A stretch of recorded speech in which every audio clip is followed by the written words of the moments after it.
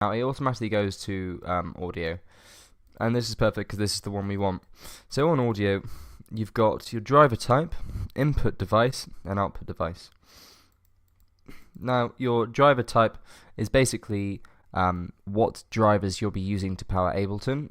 We're going to be using Core Audio, so the driver's installed in the computer, so it's nothing external. And then audio input and audio output devices.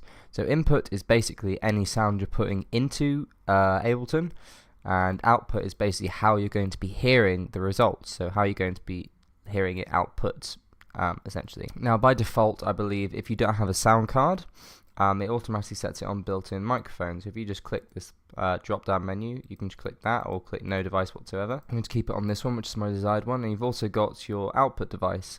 Now you can choose any that you want. Usually it comes in with built-in output, and that's basically the output that's coming out of your computer from the headphone jack.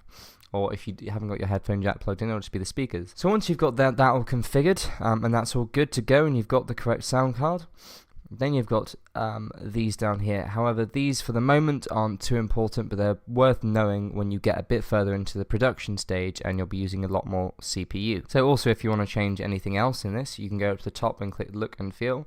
You can also change how zoomed in you are. So I'm just going to put that back to 125. You can change what color. This is all, not necessary to the music making process whatsoever, unless you feel that you need to have a brighter theme than really really dark. That's up to you completely. Okay, so that's with the preferences. Now the way that I test you can hear it is if you just put the click on up here. So you press these two dots here and then just press play, and you should be able to hear a click showing that your audio configuration is correct. So what we're going to do is I'm just going to show you various parts of Ableton, from the top going down, tell you what they do, and then we'll get into showing you how you can start making music.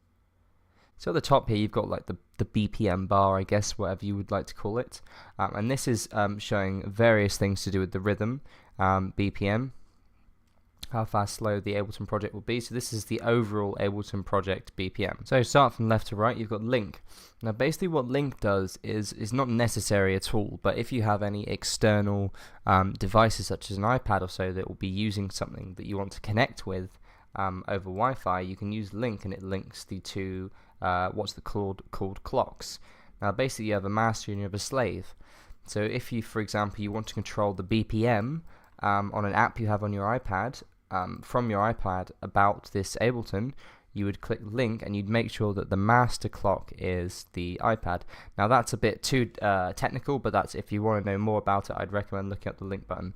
Now tap button is as simple as if you've got a rhythm that you want to work with in Ableton, but you can only click it through. You can just keep clicking it until you get to what you want. So apparently I was thinking more of 114 BPM.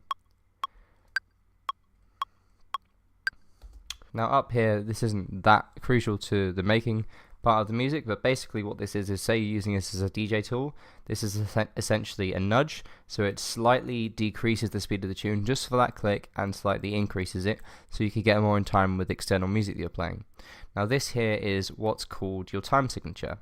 And basically what it means is, not going too in depth into music theory, if you've got your 4 beats and how many beats to make a beat.